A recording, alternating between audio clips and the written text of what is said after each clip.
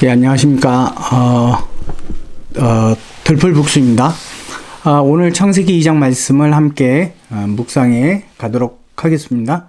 이제 어떻게 하시는지 조금 좀 이렇게 좀 감이 오나요? 예, 어떤 말씀을 읽고 어느 부분의 말씀을 읽고 그 부분에 대해서 내가 잠시 멈추고 생각하는 거예요. 왜 그럴까? 왜 쓰였을까?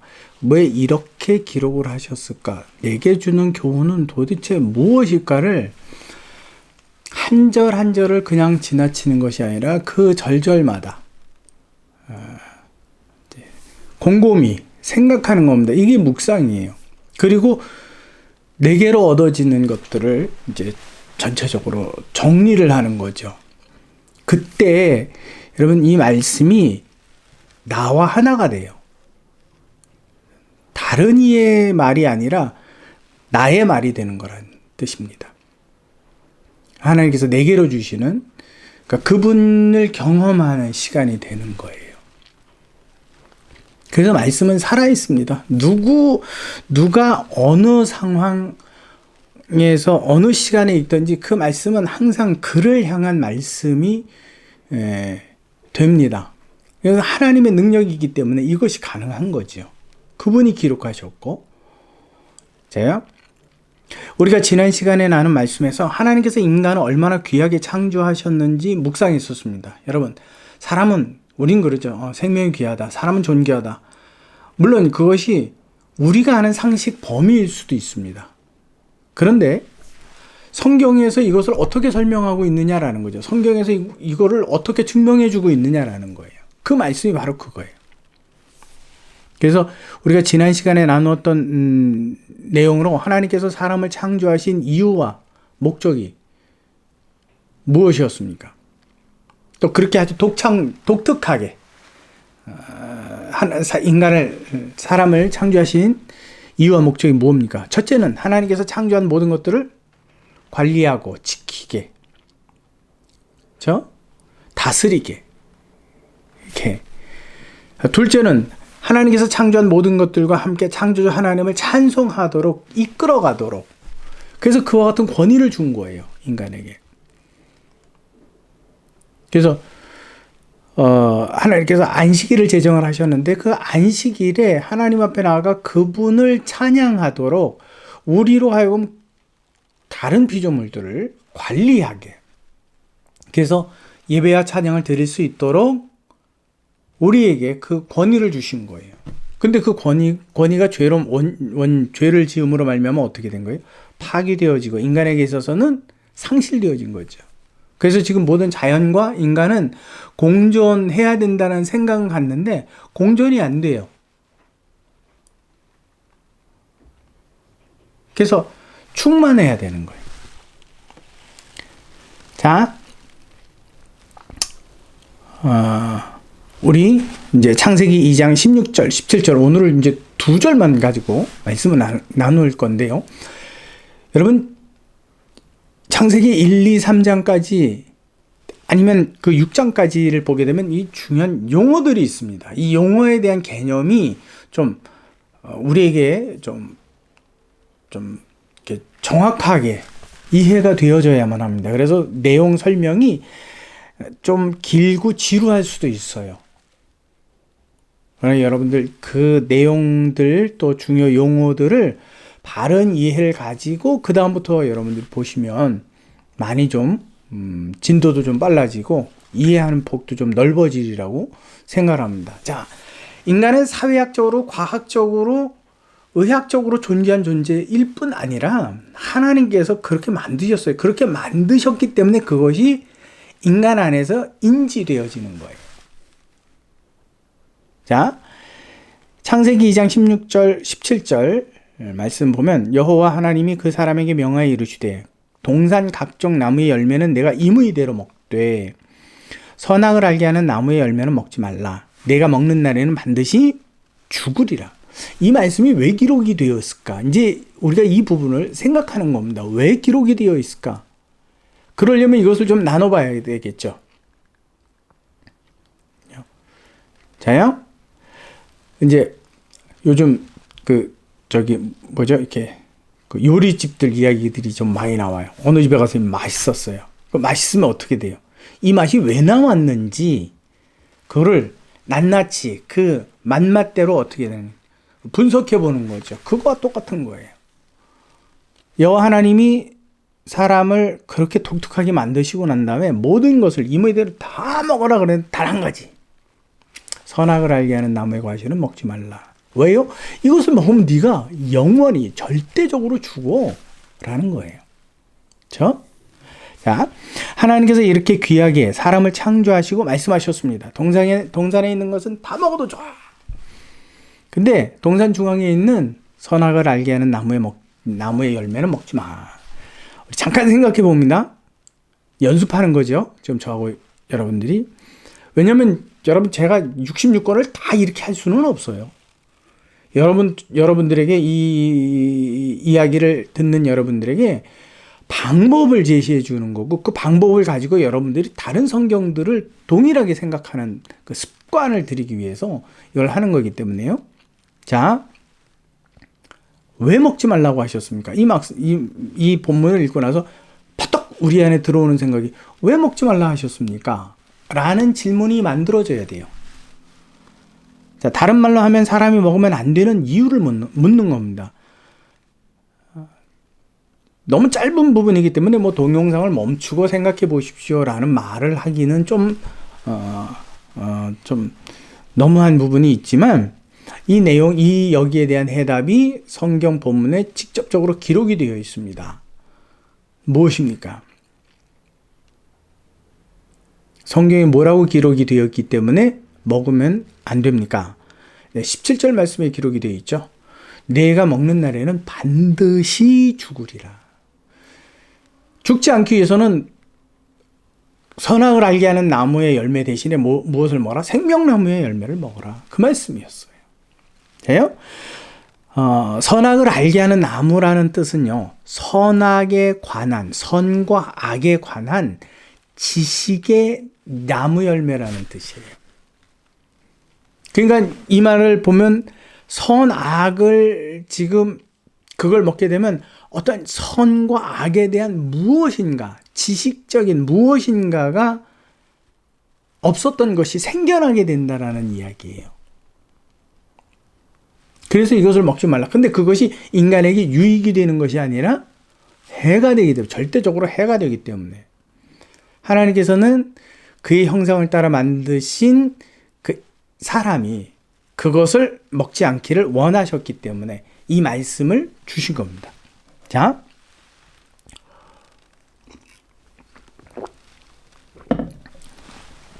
생각해 봅니다. 그러면 왜 사람이 선악을 아는 지식이 있으면 안 되느냐라는 거죠. 왜 안 되느냐? 모든 것은 다 가능한데 이 한 가지만 불가능합니다.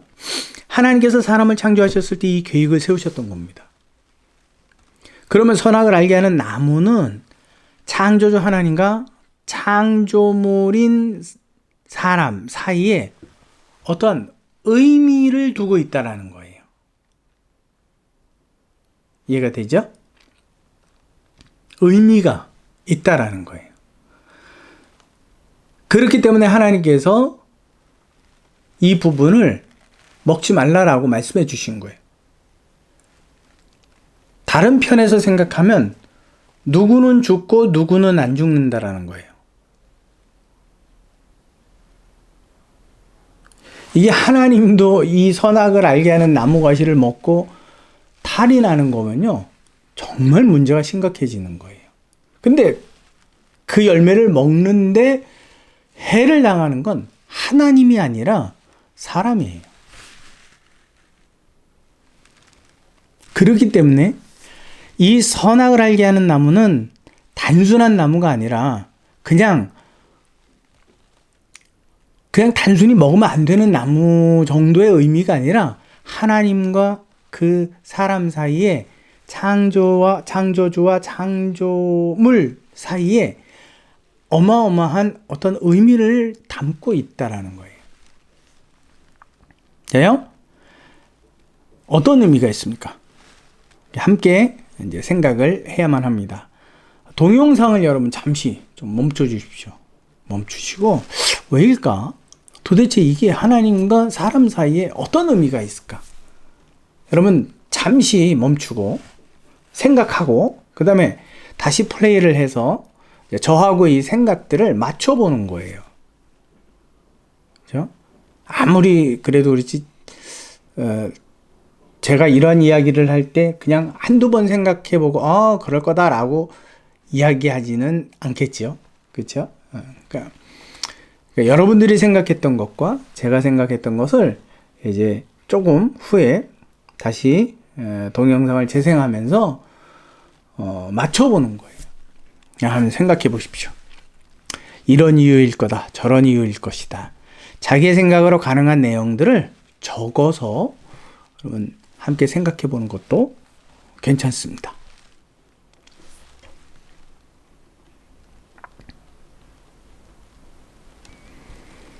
자, 생각해 보셨습니까? 그럼 저와 함께 생각한 것을 비교해 보기 바랍니다. 자, 이와 같은 내용을 묵상할 때 앞에서 기록한 성경 본문에 관한 내용들을 좀 더 기억에 담고 있으면 좋습니다. 그래서 이런 거를 한 문장 한 문장을 곰곰이 생각하다 보면 시간이 조금 지나도 내 기억 속에 남겨져 있는 분량이 많아져요. 그렇기 때문에 좀 유리한 점들이 있습니다. 자, 하나님께서는 첫째 날부터 여섯째 날이 이르기까지 사람을 제외한 모든 것을 창조하셨죠. 그렇죠? 아직 사람을 창조하시지 않았기 때문에 창세기 2장 5절 6절에는 이렇게 기록이 되어 있는 걸 여러분 우리 지난 시간에 나눴던 걸 상기해야만 합니다. 여호와 하나님이 땅에 비를 내리지 아니하셨고 왜요? 땅을 갈 사람도 없었고 그래서요 초목이 아직 나지 않았고 밭에는 채소도 나지 않았다. 단지 안개만 땅에서 올라와 온 지면을 적시고만 있었어요. 형태는 있는데 생명력이 없어요. 왜요? 그 땅에 책임지고 관리할 사람이 아직 만들어지지 않았기 때문에 그래요. 이런 뜻으로 말씀을 묵상했던 것을 여러분 기억하시죠? 자, 마지막 창조물 사람이 없었기 때문에 온 땅과 하늘 그리고 만물의 모양은 있었지만 그래서 인간은 그 땅의 주인으로 설 수가 있는 거예요. 위임을 받은 거예요. 주인이라고 하니까 아무렇게나 해도 된다는 그런 의미로 생각하지는 마십시오. 관리적 책임자라는 생각으로 여러분들이 이 주인이라는 뜻을 이해해야지 주인 그러니까 땅에서 아무렇게나 해도 되는 이런 뜻으로 이야기하는 게 아닙니다. 자, 그래서 생각할 때에 마지막 사람을 창조하시고 에덴 동산에 두셨을 때부터 온 우주에 생명의 움직임을 주실 거예요. 같이 시작을 한 거예요. 혹은 사람이 창조됨으로 그 하나님의 형상인 생명의 기운이 온 만물에게도 넘쳐서 생명의 움직임이 있게 하셨다라고 생각할 수도 있는 거예요. 무슨 말인지 여러분 이해되십니까? 하나님께서 두 가지인데 제가 지금 이야기하는 게 두 가지입니다. 하나는 하나님께서 인간을 만드시고 난 다음에 땅의 모든 소산들이 생명력 있게 움직이도록 시작하셨다.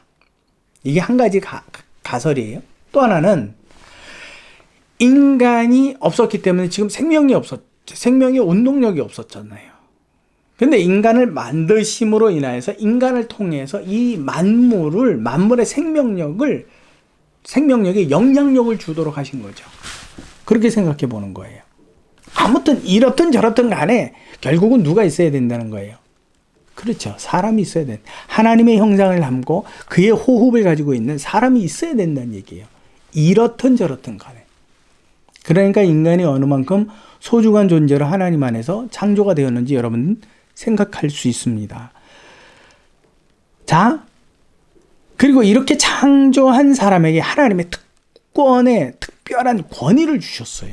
창조한 다른 창조물들을 관리하고 지키라고. 어쩌면 사람은요, 하나님의 오른팔 혹은 하나님의 대사라고 해도 지나치지 않을 겁니다. 그래서 이 창조물에 관한 모든 권리를 창조하신 그 사람에게 하나님께서 위임권을 주셨어요. 근데 단지 하나만 빼고 뭐예요? 동산 중앙에 있는 선악을 알게 하는 나무 과실만 먹지 말라고 하셨을 뿐입니다. 무서운 거죠. 전체가 아니라 딱 한 가지예요. 수만 가지 중에서 단 한 가지예요. 비교를 해보면 엄청 작은 분량이에요. 근데 그 한 가지만 하지 말라고. 요것만큼만. 그렇다면 그렇게 말씀하신 하나님의 이유와 목적이 있어야만 합니다. 그 내용을 성경에 기록되어 있지 않기 때문에 우리에게 있는 지식과 상상력을 이용해서 우리는 생각해 볼 수 있어야만 합니다. 매우 중요한 내용입니다. 다시 생각합니다. 왜 하나님께서 창조하신 사람에게 오직 선악을 알게 하는 나무 열매만 먹지 말라고 명령하셨을까? 어떤 이유가 하나님께 있었던 것인지 아주 깊이 생각을 해보고 무릎을 탁 치면서 그거였구나 라는 것을 우리가 짐작해 와야 된다라는 거예요. 그냥 먹지 말라 하셨네, 그런가 보네, 먹었네, 큰일 났네, 이렇게 하면 나와 아무런 생각이 없는, 관계가 없어지는 거예요. 하나님은 창조주시며 사람은 그분의 창조물입니다. 그런데 이 땅에서 사람의 권한과 권위가 하나님과 동등합니다. 그렇다면 하나님께서 창조하신 사람과 구분이 안 되는 거죠. 이 땅에서만큼은. 근데 하나님께서 창조주와 피조물, 그것도 창조된 사람과 하나님의 권위를 위임한 그 사람과 뭔가 좀 구분점이 있어야 돼요. 대통령과 파견한 대사가 물론 자기의 어떤 특정 영역 안에서는 그만한 권위를 같이 공유할 수는 있다고 해도 구분이 안 되면 안 되잖아요. 그렇죠? 그렇기 때문에 하나님께서 사람에게 이와 같은 구분점을 두신 거예요. 그래서 그 구분을 하시려는 이유와 목적을 두고 선악을 알게 하는 과실을 맺는 나무를 만드신 겁니다. 여기에 관해서 사람들이 참 많은 생각을 하죠. 왜 만드셨을까? 왜 만들어 놓고 먹지 못하게 하셨나? 왜 먹었는데 벌을 주시나? 이런 이야기들을 해요. 근데 여기에서는 영원의 시간으로 이어지는 부분이기 때문에 영원히 지켜져야 될 하나님의 권위와 또 그 권위에 대한 존중이에요. 창조주 하나님과 창조물 인간의 경계선으로 세운 것이 바로 선악을 알게 하는 나무입니다. 만약에 이것이 없다면 관리하고 다스리라라는 그 안에 지배권이 포함이 되어 있기 때문에요. 하나님의 권위와 동등해지는 겁니다. 근데 선악과가 있음으로 말미암아서 그는 창조주요, 우리는 그의 피조물이라는, 창조물이라는 명확한 선이 그어지는 거예요. 그러면 이제 좀 지나서 이제 원죄라는 것에 대해서 좀 독립해서 다시 이제 설명을 드릴 텐데, 그렇게 되면 원죄가 무엇인지 여러분 대충 감이 그냥 느껴 오십니까? 단순히 이게 뭐 선악을 알게 하는 나무를 먹었기 때문에 먹었는데 그렇게 징계를 하시면 큰일 나는 거죠. 좀 너무하신 거죠. 큰일 나는 게 아니라.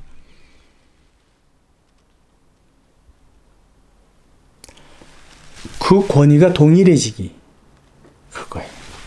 나중에 저 부분을 좀 살펴보면, 지금 제가 왜 이 말을 하는지 이해가 되실 거예요. 근데 아무튼 지금까지 이제 여러분들이 아까 생각해보세요. 왜 먹지 말라 그랬을까? 이렇다 저렇다 막 생각해 봤던 것과 제가 지금 설명하는 것과 여러분 비교해 보십시오. 어떤 것이었을까? 예요? 저는 지금 창조주와 피조물의 관계에 있어서 하나님의 호흡을 받았기 때문에 생명이 되었기 때문에 그분과 동등한 치리자의 위치에 서 있는데 그의 치리자의 권위와 인간의 권위가 구분이 돼야 되잖아요. 그 구분점이 뭐라고요? 선악을 알게 하는 나무를 먹지 못하게 하신 거예요.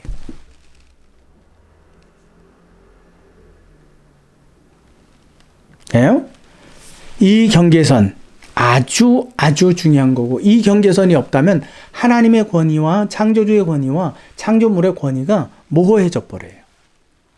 여러분, 창세기 1, 2, 3장의 내용은 성경에서 굉장히 중요한 부분이기 때문에 여러분 급하게 나갈 수가 없어요.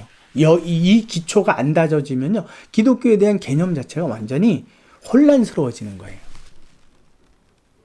그러니까 곧바로 예수 그리스도로 넘어가 버리면요, 왜 예수 그리스도가 등장했는지, 어떠한 이유인지, 왜 그만큼이었는지, 그 하나님이 독생자를 보낼 만큼이었는지, 여러분 이러한 부분을 정확하게 이해하려면 이 첫 부분, 출발점에 대한 개념이 바르게 세워져 있어야만 하는 겁니다.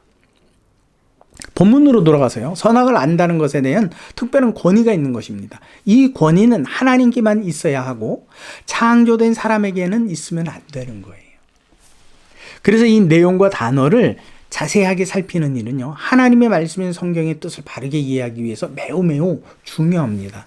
그냥 단순히 먹지 말라 했네, 먹었네, 큰일 났네, 혼났네, 아이 우리까지도, 그래서 에이 먹지 말지, 이렇게 생각하면 안 된다는 거예요, 여러분. 성경에 관한, 그리고 사람에 관한 오해가 이 창세기 1, 2, 3장에 대한 이해가 부족하기 때문에 오는 겁니다. 여기에 관해서 여러분 정말 아주 깊이 있게 묵상할 필요가 있습니다. 묵상을 필요할 정도가 아니라 해야만 합니다. 여기서 한 가지 생각할 것이 있습니다. 17절, 내가 먹는 날에는 반드시 죽으리라 하시니라 하신 기록이에요. 이 말씀을 왜 기록하셨을지 여러분 생각해야만 합니다. 왜 이렇게 말씀하셨지? 그게 뭔데? 다른 건 먹어도 안 죽는데 왜 그것만 먹으면 죽는데? 도대체 선악을 알게 하는 나무가 뭔데? 이것도 여러분들 나름대로 생각을 해보고, 이래서 안 된다 그랬을까? 저래서 안 된다 그랬을까? 왜 하나님이 그러셨을까? 아니 기왕이면 다른 몇 가지를 세워놓고 이것은 먹지 말라, 사과나무, 또 배나무, 도토리나무 이런 거는 먹지 말라, 이렇게 하셨으면 좋을 텐데 왜 그러셨을까?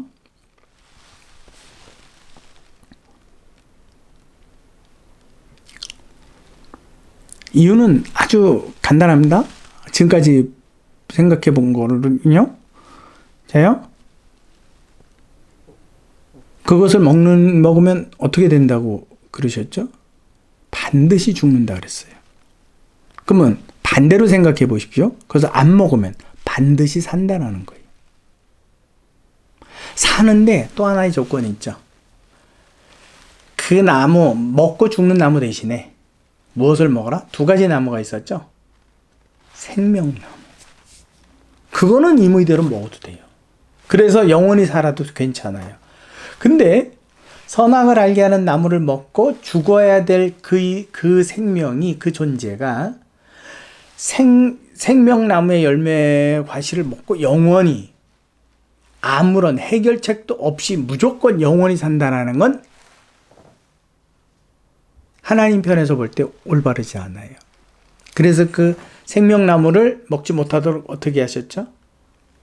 보호하셨죠. 여러분 이걸 생각해야만 하는 겁니다. 자, 선악을 알게 하는 나무 열매를 먹는 대신에 무엇을? 영생하는 생명나무의 열매를 먹고 죽지 않도록 하나님께서는 창조의 계획을 세우셨어요. 그러기를 원하셨지요. 자, 이제 오늘 묵상을 마무리하려고 합니다. 그러면 오늘 본문을 생각할 때 성령은 이 말씀을 읽는 나에게 어떤 교훈을 주시기 위해서 기록하셨을까? 내용 전체를 다시 생각하고 정리해야만 합니다. 한번 여러분 이런 부분들도 쭉 읽고 생각하고 했던 거를 다시 한번 노트에 차근히 하나하나씩 적어 보십시오. 첫째, 모든 창조물 마지막에 사람을 창조하셨다. 둘째, 사람을 창조하기 전에 다른 창조물들에게는 모양은 있었지만 생명의 움직임이 없었다. 셋째, 하나님께서 사람을 자기의 형상으로 그리고 호흡으로 창조하셨다. 그래서 인간은 생명이 되었다. 넷째, 그 사람을 에덴 동산에 두시며 하나님께서 창조한 모든 것을 다스리고 지키게 하셨다. 권위를 주셨다라는 거예요. 다섯째, 에덴 동산 중앙에 선악을 알게 하는 나무 열매를 맺는 그 나무를 심으시고, 또한 먹으면 영생하는 생명 나무도 함께 심으셨다. 여섯째, 하나님께서 하나님의 권위를 사람에게 주시며 단지 선악을 알게 하는 나무 열매는 먹지 말라, 먹으면 반드시 죽는다라고 명령하셨습니다. 성령은 이 내용을 왜 기록하여서 지금 이 말씀을 읽는 내게 어떤 교훈을 주시기 원하는 거냐라는 거죠. 그러니까 이 부분에서도 여러분 이제 이 정도가 되면 분명 이것은 질문을 던지는 건데, 그렇다면 동영상을 멈추고 내가 생각을 해봐야 되겠다. 네, 바로 그겁니다. 그리고 생각을 해본 그 내용들을 가지고 이제 저와 마무리를 지면서 제가 하는 이야기와 비교해 보는 거예요. 그렇구나. 그 비슷하네. 완전히 다르네. 뭐 이렇게 생각할 수도 있지. 저렇게 이렇게 나처럼 생각하면 안 되나? 왜 다르지? 아무튼 좋습니다. 이 기회를 여러분들이 가져야 된다는 거예요. 직접적으로. 생각해 보셨습니까? 어떤 교훈을 얻어야 하는지 함께 생각해 보겠습니다. 앞에서 설명한 내용입니다. 모든 창조물 중에 오직 사람만이 하나님의 권위를 부여해 주셨습니다. 그러다 보니 창조주와 창조물, 사람과 구분이 없어졌어요. 그래서 창조주 하나님과 창조물인 사람 사이에 구분하는 경계선이 있어야만 했습니다. 그것이 바로 선악을 알게 하는 나무의 열매를 먹지 말라라고 명령하신 거예요.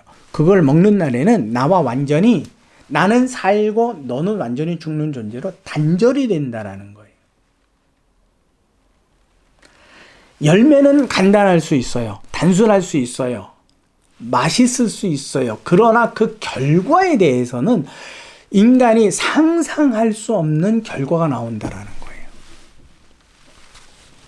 오히려 영생하는 나무 열매를 먹고 영생하라고.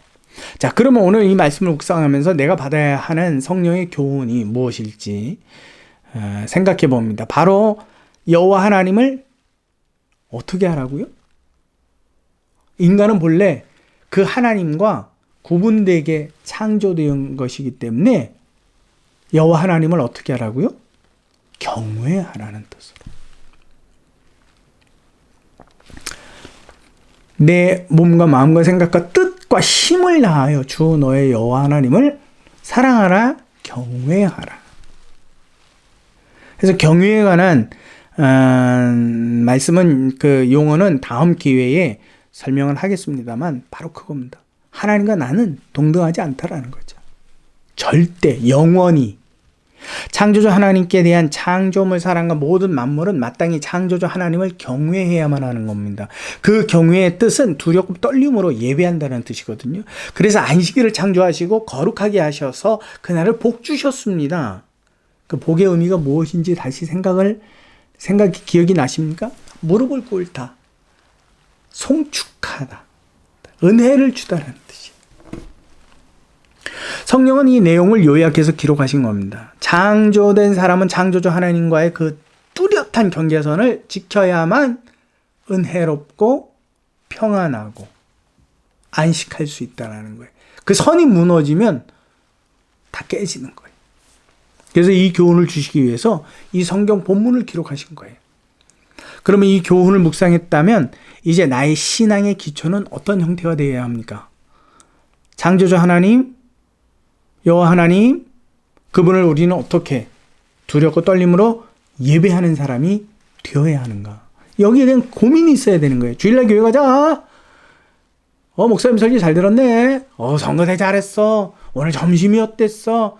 누가 어떻대?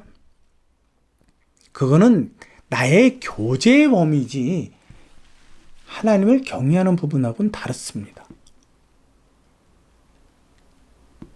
우리가 교회에 가서 예배드리는 건 누구를 만나기 위해서 목적이고 하나님의 말씀을 듣는 것, 그것이 차선이라면요, 우리는 이미 하나님에 대한 개념을, 경외를 잊어버린 거예요.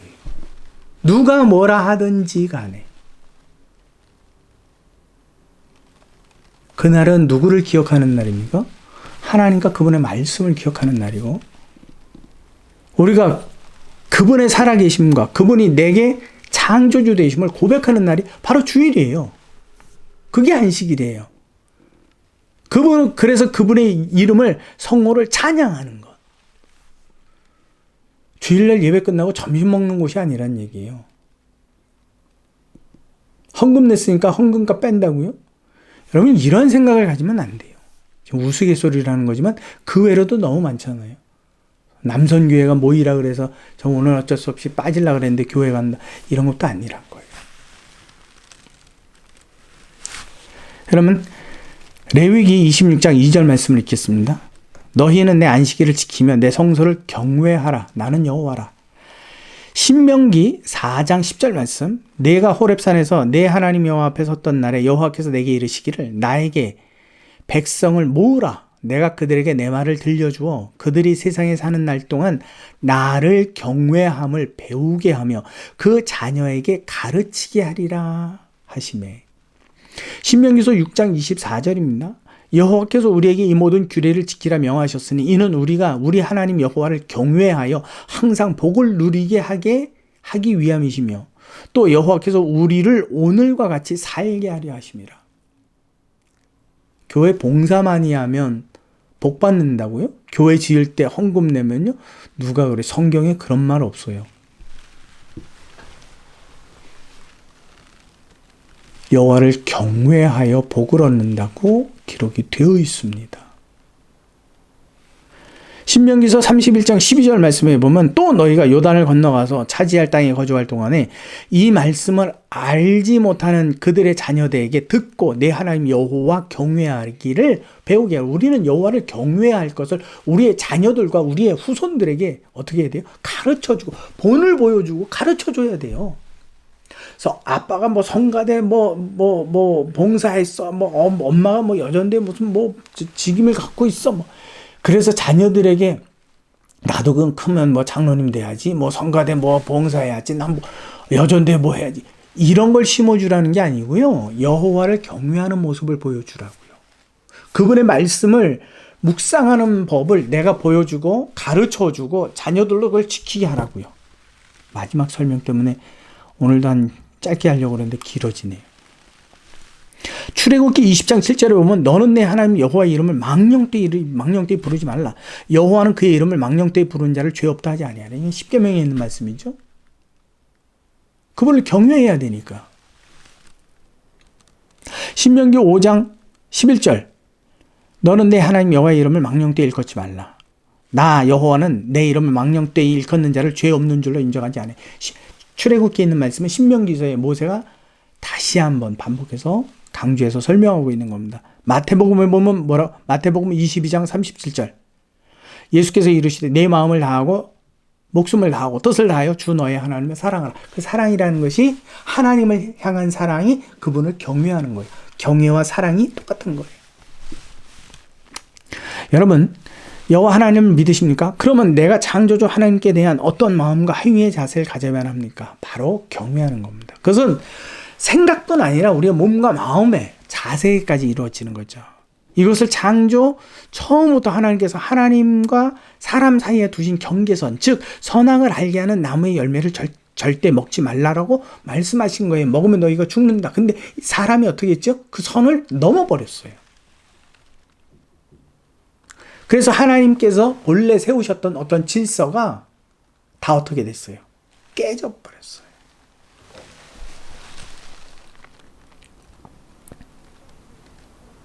좀 이해가 되십니까?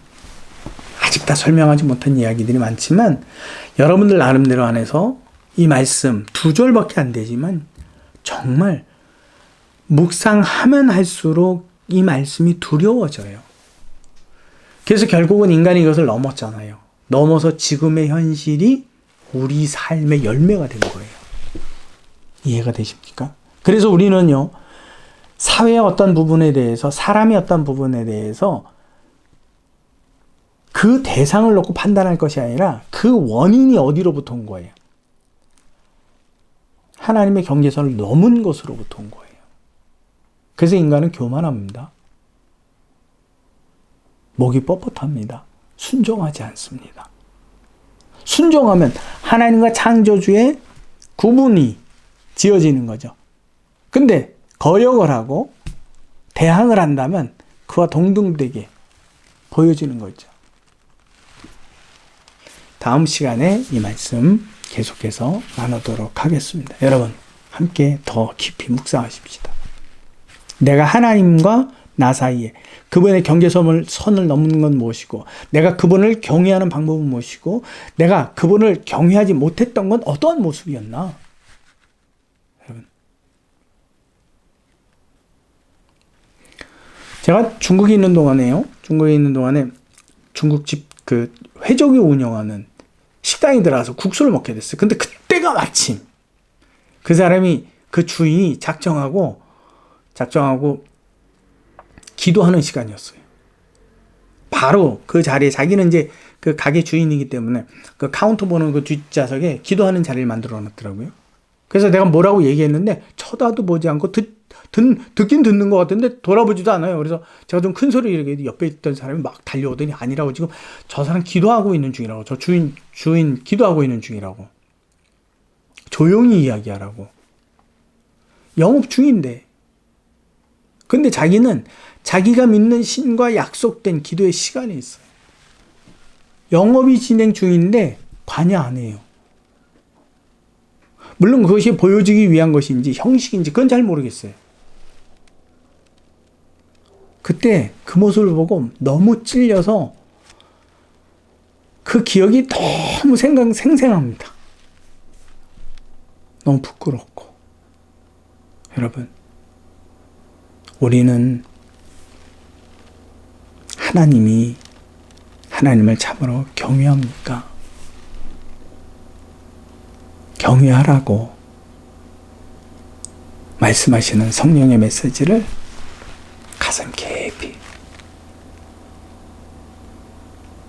여러분, 아이들이 같이 갔는데, 예배를 같이 갔는데 아이들이 떠들어요. 떠들지 마. 왜 그래요? 그렇게 하는 우리의 마음가짐. 왜 부모로서 그런 말들을 하겠어요?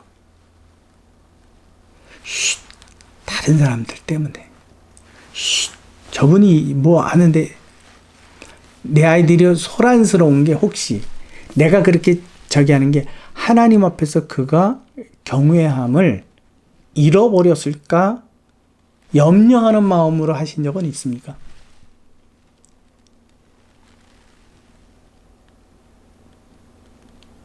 우리 다음 시간에 창세기 2장 18절부터 아주 중요한 거죠. 하나님께서 배필을 만드신 부분이에요. 이 부분도 다시 한번 대충 이제 대략적으로 한번 이제 설명 들어가고, 그 용어 배필에 관해서 같이 나누도록 하겠습니다. 수고하셨습니다. 여기는 들풀북스입니다.